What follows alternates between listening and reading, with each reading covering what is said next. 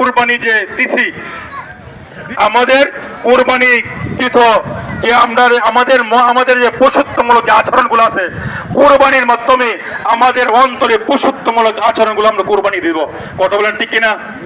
মানুষের মধ্যে অহংকার থাকতে পারে, মানুষের মধ্যে অহংকার থাকতে পারে, রেশারেশি থাকতে পারে, পরনিন্দা থাকতে পারে, গীবত থাকতে পারে, কোনো কিছু থাকতে পারে না। ভাই, আমরা যে কোরবানি দেবো, কোরবানি নিজে খাবো, কোরবানির 3টা ভাগ করবো।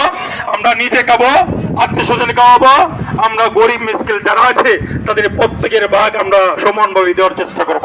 কেননা এইখানে কোরবানি আমরা সম্মানিত মুসল্লি সাহেবান তাড়াতাড়ি চলে আসেন। আমাদের আর মাত্র নামাজের 5 মিনিট সময় আছে, 5 মিনিটের ভিতরেই নামাজ শুরু করে দেব। 1 মিনিটও আমরা এদিক সেদিক করবো না ইনশাআল্লাহ। মেহরবানি করে তাড়াতাড়ি চলে আসেন, তাড়াতাড়ি চলে আসেন। 9টায় জাস্ট 9টা শুরু হয়ে যাবে। আমরা যারা কোরবানি দিচ্ছি, কোরবানি দিব, আমরা কি করব? নিজে 1 ভাগ খাবো, আত্মীয় স্বজনকে দিব, গরিব মিসকিনকে দিব। এমন আমি গরিব মিসকিন না দিই, আত্মীয় স্বজন না দিই, আমার ত্যাগ হইল। একটু জোরে বলেন, ত্যাগ হইল, আল্লাহর জন্য উৎসর্গ হলো।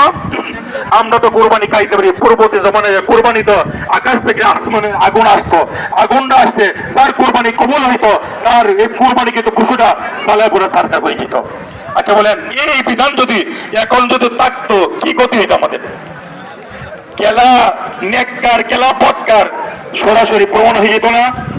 আমরা সর্বশ্রেষ্ঠ নবীর শ্রেষ্ঠ উম্মত, এইটা হইলে আমাদের জন্য নবীর কি অপমান না?